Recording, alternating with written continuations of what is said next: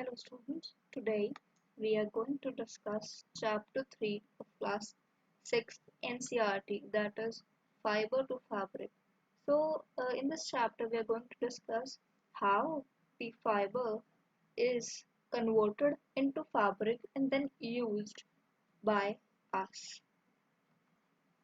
When we go to a cloth shop, we see different types of cloth pieces that are fibers or fabrics that we choose and wear.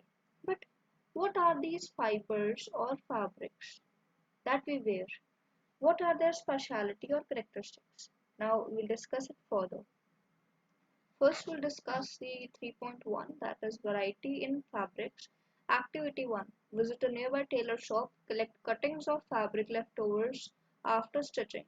Feel and touch each piece of fabric. Now try to label out some of the fabrics as cotton, silk, wool, or synthetic after asking help from the tailor. Do you wonder what these types of fabrics are made up of? When you look at any fabric, it seems a continuous piece. Now look at it closely. What do you notice?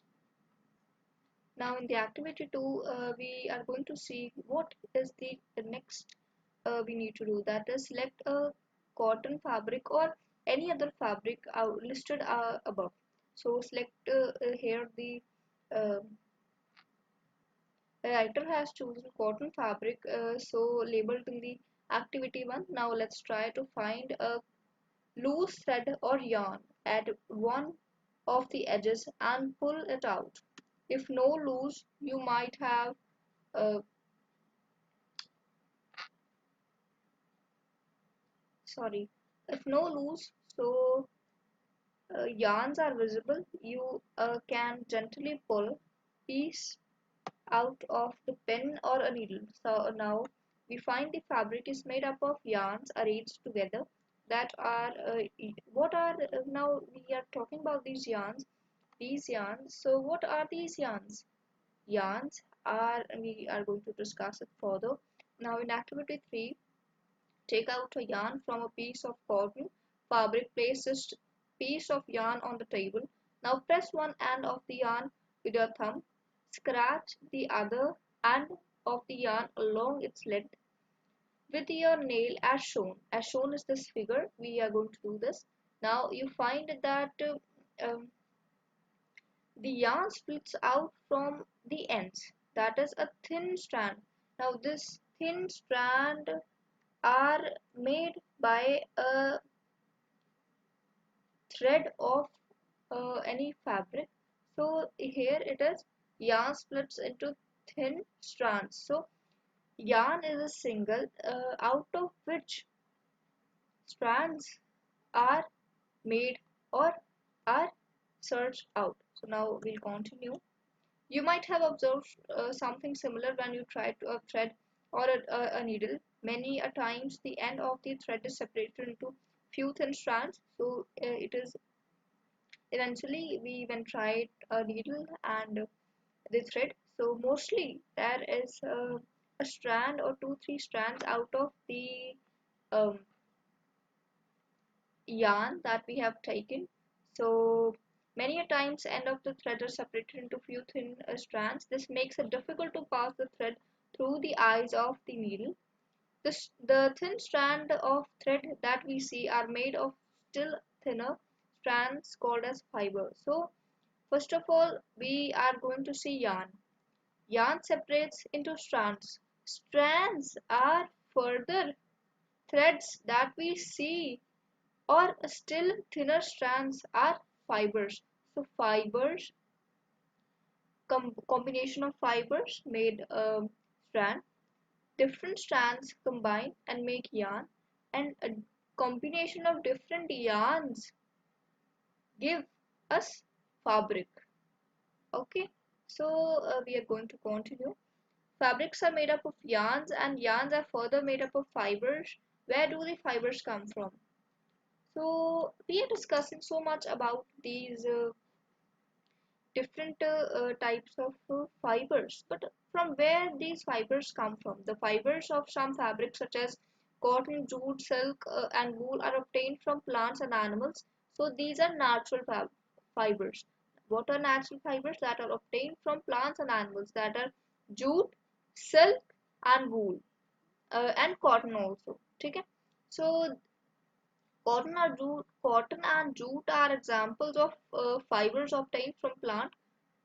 Wool and silk are obtained from animals. Wool is obtained from fleece, that is fleece of sheep or goat, that is the outer covering. Okay. It is also obtained from the hair of rabbit, yak, and camels. Silk fiber is drawn from cocoon of a silkworm. So for thousands of years, natural fibers were only one available to for making fabrics.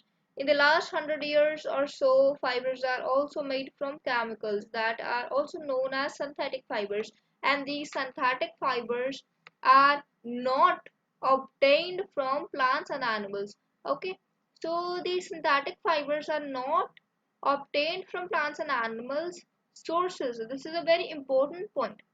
Okay, one we above studied, that is natural fibers, and second we have studied the synthetic fibers. So now we'll continue to 3.3, that is some plant fibers. So we are firstly going to study the plant fibers, and then we are going to study the animal fibers. So first of all, here mentioned as cotton.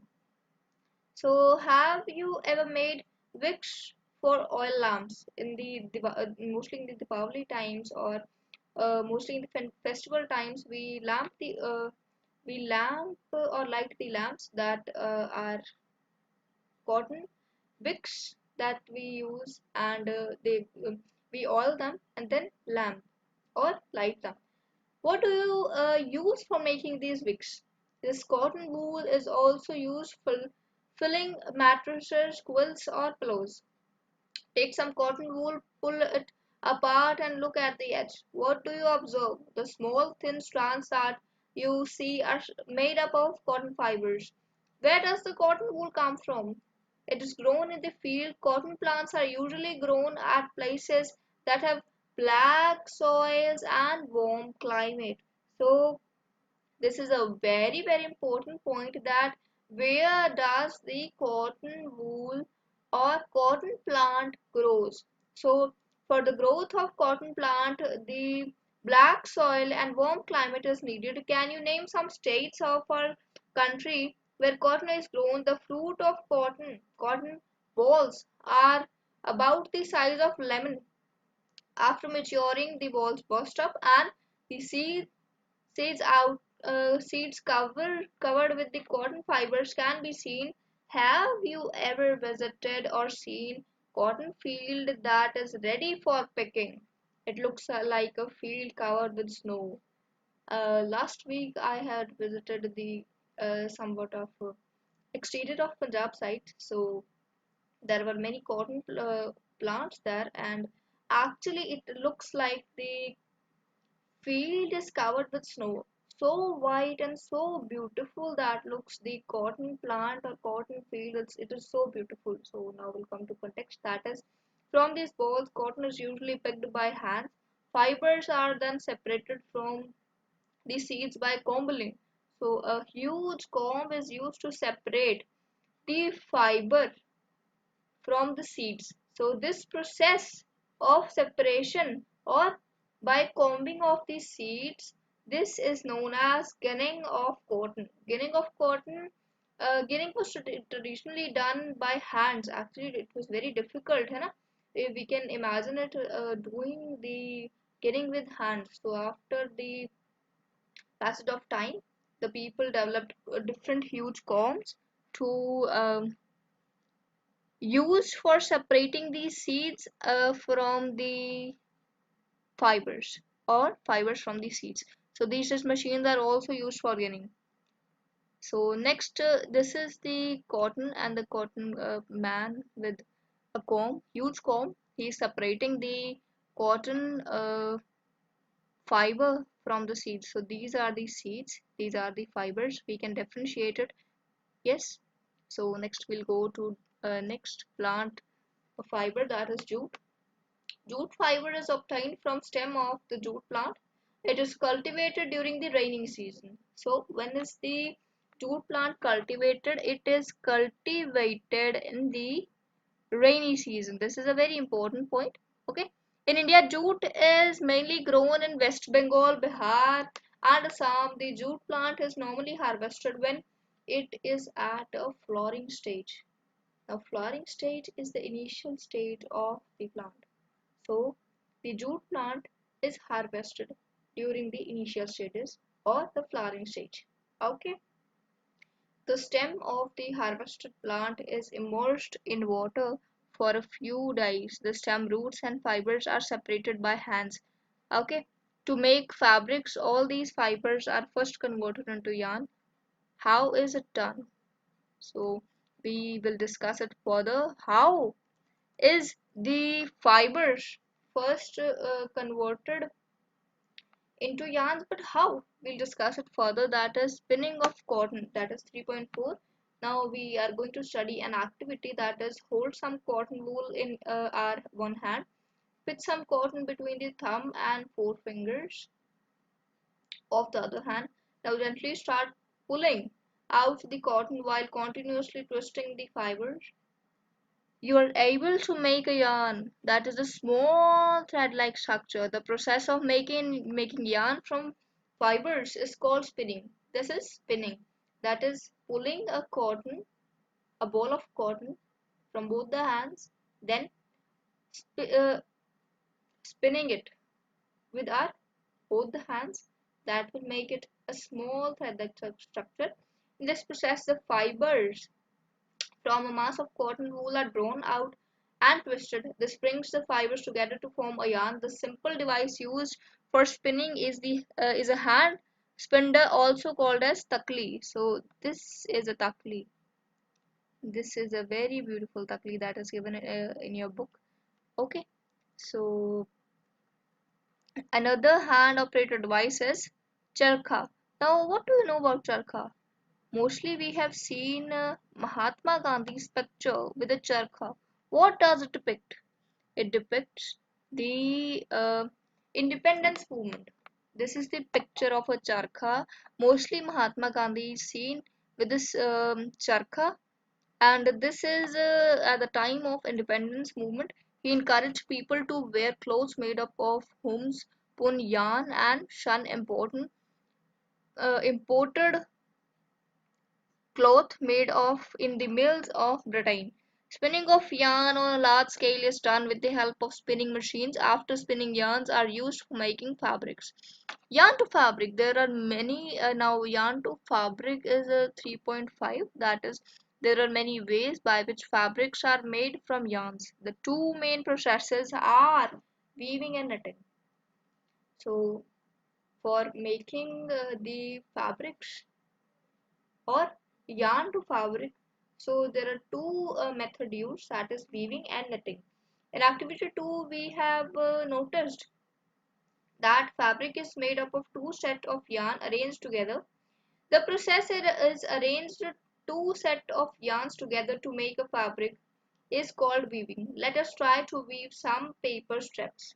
So in which now next activities we will try to weave some few strips. So in activity 5, take two sheets of paper of different colors, cut square pieces of length and width equal to 30 centimeters from each sheet. Now fold both the sheets into half. On one sheet draw lines as shown. So this is two sheets. Now we'll draw some lines and we'll cut 30 centimeters and then join it. Now we'll further see what is happening. So in this picture we can see, cut both the sheets along the dotted lines and then unfold. Weave the strips one by one through the cuts off in the sheets as shown in figure. So this is the figure and this we need to cut like this, straighten. Okay. Now after joining these strips, this is a pattern that would be made. So this is weaving process. Okay, so in similar manner, two sets of yarn are woven to make a fabric, the yarns are much thinner than a paper strips, of course. Of course, na, yarns are much thinner and smaller than a paper strips. Weaving of fabric is done on looms. So these are looms. These are used for weaving processes. The looms are either hand operated or power operated. The looms are could be hand operated or power operated. These are two uh, how the looms could be used. So next we'll talk about the knitting. What is knitting? First process we have discussed, that is weaving. Second is knitting. So we'll read about it. How you noticed have you noticed how sweaters are knitted? In knitting, a single yarn is used as a piece of fabric. Have you ever pulled the yarn from a torn pair of socks? What happened? A single yarn gets pulled out continuously as the fabric gets unravelled. Socks and many other clothing items are made up of knitting fabrics. Have you ever seen your grandmother or your nanny knitting a sweater? So if we pull a small thread or a yarn out of it, so the whole sweater could be torn off or could be unraveled. So the whole sweater could be unraveled. So this is knitting process. Every yarn is joined with other. Weaving and knitting are used for making different kinds of fabric. These fabrics are used for variety of clothing items. Now we have discussed the two processes, that is of converting yarn to fabric, that is weaving and knitting. So these are the two kinds, that is weaving and knitting, are used for making different kinds of fabrics. This is the main thing how fabrics are made. So now we'll discuss the 3.6, that is history of clothing material. So have you ever wondered what materials people used in ancient times for clothes? It is very difficult to even think how people used to wear something or materials at the initial times or the ancient times. So it appears that in those times people used to bark a big leaf of tree and animal skin and fur to cover themselves. This is so harsh or difficult to think that the people used a big leaf of trees or animal skin or fur to cover themselves. This is very difficult in this time for we to think about it. After people began to settle in the agricultural community, they learned to weave twigs and grass into mats and baskets. Binds, animal fleece or hair were twisted together into long strands. These were woven into fabrics. The early Indian wore fabrics made up of cotton that grew into region near Ganga River. That is the Uttar Pradesh, Bihar, Uttarakhand, these areas, Haryana, some parts of Haryana, Jharkhand, West Bengal, Odisha, and then it flows into Bay of Bengal. So this was the main areas where the cotton used to grow. That was near River Ganga. That is also very important point. Now, flax is also a plant that gives natural fibers in ancient Egypt. Now we are talking about Egypt. Initially, we are talking about the Indian people. In ancient Egypt, cotton as well as flax were cultivated near the river Nile and were used for making fabric. So we have discussed that the cotton needs a hot climate or a warm climate and a black soil. So now this was the first point that we read in the cotton above. So now we are discussing that cotton also could be grown near the rivers, because in the India context we have discussed that near the Ganga river the cotton was grown, and here the cotton as well as flax was cultivated near the River Nile and were used as fabrics. In those days, stitching was not known. People simply wrapped the fabric around the different parts of their body. Many different ways of wrapping fabrics were used. With the invention of sewing needle, people started stitching fabrics to make clothes. Stitching clothes have gone through many variations since this invention. It is not amazing that even today sari, dhoti, lungi or turban is used as unstitched piece of fabric. It is a very strange or a very amazing thing actually that even today people wear these saris, dhotis, lungis, turbans and different types of tops styles also that is unstitched piece of fabric. Just as there is large variety in food eaten all over the country, a large variety exists also in fabrics and clothing items. So from here we end the chapter. Now we discuss the keywords that are cotton wool, fabric, fiber, knitting, spinning, weaving and yarn. So thank you so much students. We'll meet in next chapter.